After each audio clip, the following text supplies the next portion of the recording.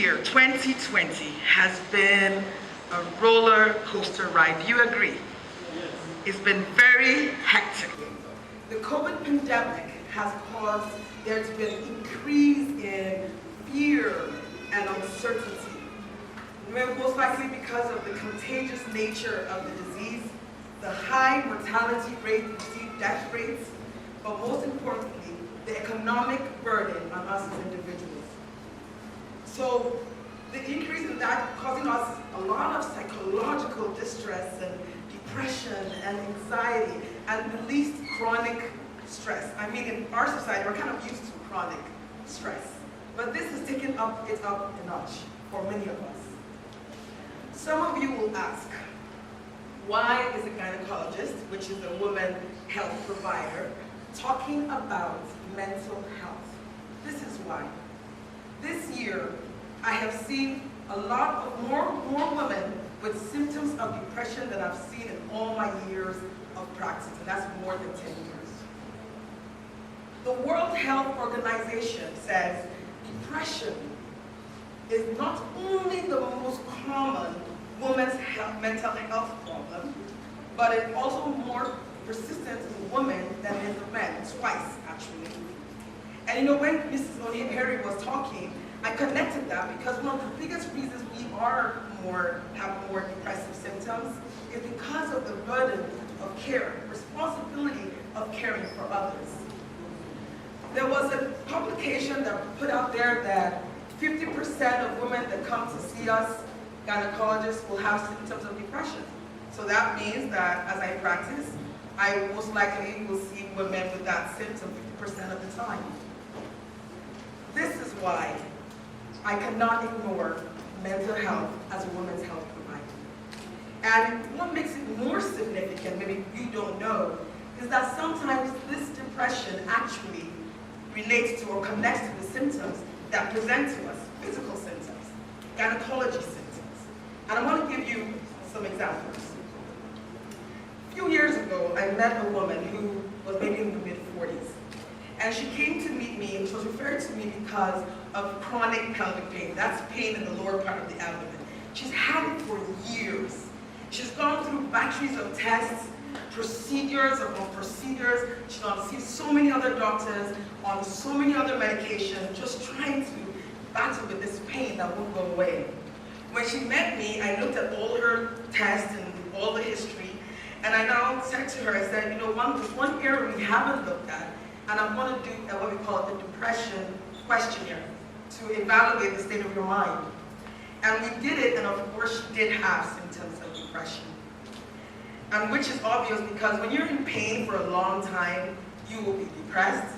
But what I wanted to find out if that pain was also related to why her symptoms will go away. So I went to her and I said, ma'am, I'm going to try and refer you to a mental health professional. And she gave me what I call the Nigerian answer. She said, God forbid, it's not in my family. No, don't even say that. I won't come to you again. No, nothing's wrong with my mind. And I used my sweet nature to engage her a little bit more. And eventually, she did agree to see a mental health professional. And we started the therapy, we started on some medication, and let me tell you, her pain went away. It literally went away. And she was so glad. And this is what we call self-stigma. She had prejudice against her own symptoms and struggle that limited her recovery of this pain for so many years. Another example can relate to a lot of women in this society and cuts across all cultures and all society and all other societies, and that is infertility. Infertility is one of those things that affects about 10–15% of couples. But somehow in this society, I see it more often, so I'm not really sure if it's true infertility or the result or product of external pressures. Sometimes I see one walking to see me and say, just check me out so I can know if I'm good before I even get married, to make sure I can have a baby. That's the beginning of stress. Sometimes you get married and 1 month later you're in the office and saying, I haven't got pregnant in 1 month. I want you to do something for me. That's another stressor. Why? Because our society places a lot of pressure on having to conceive after you get married. And so I had a young patient of mine, very young, in her early 20s, come to see me because she's been married though for like 3–4 years and hasn't yet conceived. There was a lot of family pressure. You know, when you get married, everybody here that attends weddings will say, when you go for a wedding, the main prayer will be, you will conceive twins. Not even single twins, they say twins. So every month, every day after that, they look at you and they meet you, are you pregnant? Are you something in there? That is what we feel and we exert in pressure. So she came and met me and said, look, I've been on 2 IVFs. IVF is a process of trying to get pregnant, and it hasn't worked. I am depressed, and I don't think I can cope with doing another one, but I know I have to, because it's not working any other way. I'm struggling. I'm really depressed. So when I went through her records, I said, again, I brought up my very favorite questionnaire, the depression questionnaire, and we did it. I mean, it was obvious that she was depressed. It's obvious. She couldn't cope. IVF, or infertility, is a significant emotional journey. Ask anybody who has gone through trying to get pregnant, and they will tell you that every time they see their period in a month, they cry. They literally weep. All right? So when I did the survey, she was clearly depressed, and I asked her, I said, while we go through this process, would you like to meet somebody and have therapy or counseling so you can share your views? She said, I've always wanted to, but my husband and his people do not want me to share anything. They don't believe in depression and all these things, and that's why I took that all up, and I can't share it with anybody. That is an example of external stigma, public stigma. And it's worse when people close to you stigmatize your mood. You know why? Because it isolates you. You end up feeling like there's so many people around you, but you're alone. And when that happens, it's dangerous. You know why? Because it can lead to suicide. That's when you hear about them taking a sniper or jumping off the 3rd mainline bridge, because they just felt, I can't cope anymore, and there's nobody to talk to. She went on, got the count. I went to meet her. I said, bring your husband in. We're going to have a meeting here. I'm going to prescribe something straight from the doctor. You know, in Nigeria, when the doctor says something, they kind of follow it. So I said, I'm going to prescribe something from the doctor that will help this situation. And when we sat down, I told her, you know what? Let's take a 3-month break from trying to conceive. You deserve a break. Let's just, don't just try to conceive for 3 months, and go through counseling during that 3 months. Of course, I'm sure you know what happened. She conceived naturally. That shows you the psychological impact infertility that occurs with infertility, and the pressure that young ladies like you suffer even before you get married. So I was very pleased with that. And so you can see from these examples what stigma really does. It limits and inhibits your path to full recovery. What is stigma? I've used the word, what is stigma? In my opinion, I define stigma as a mark of disgrace you set upon somebody that sets them apart, right? And this builds up or leads to negative attitudes and belief. People start looking at you as, looking at you as your disease, and do not see you anymore as an individual. That's stigma. Now, if you think of your emotions, when you think, you feel. Thoughts generate emotions. If I tell you to think of something very happy, you'll feel happy. If I tell you to think of something really sad, like when you lost a loved one, you will feel very sad. Without your thoughts, you can't really feel emotions.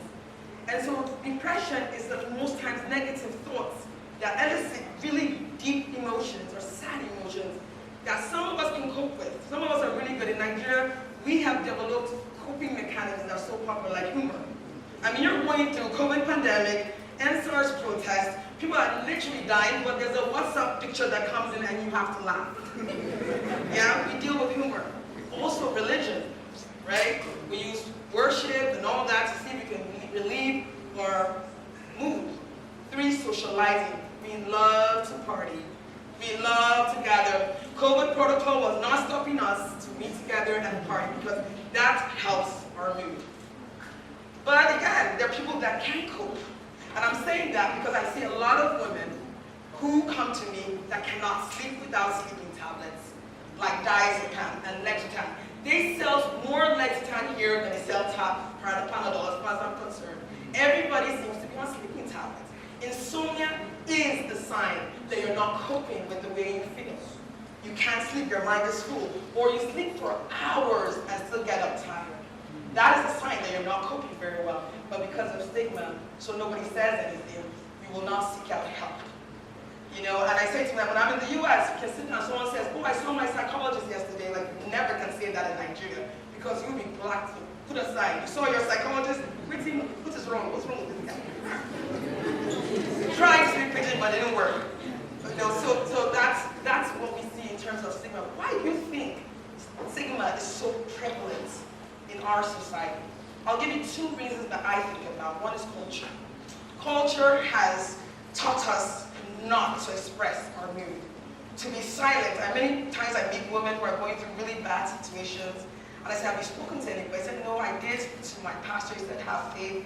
I spoke to my parents. He said, no, just hold yourself. You'll be okay. Hold yourself. And they're there crumbling in emotional pain.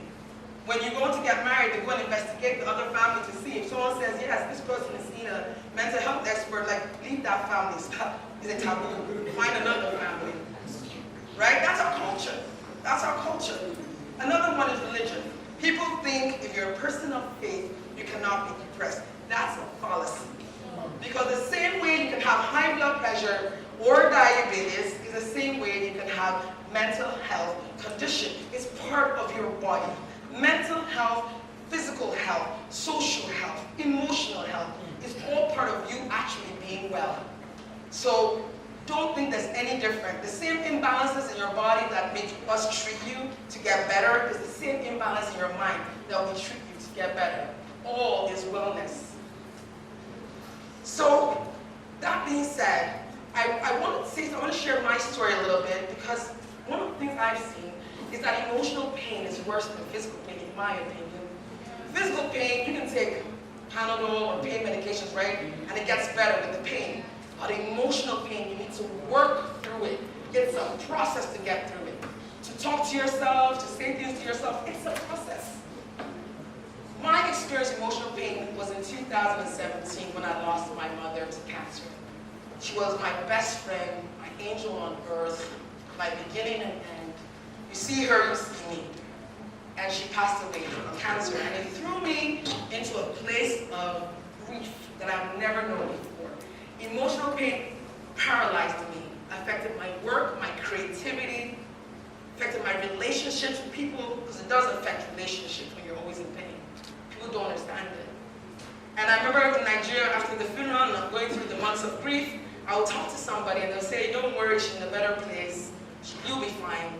And you know, that really hurt me when they said that, because that's not what I really wanted to hear. So I stopped talking about it, you know, because what they were saying made me feel worse.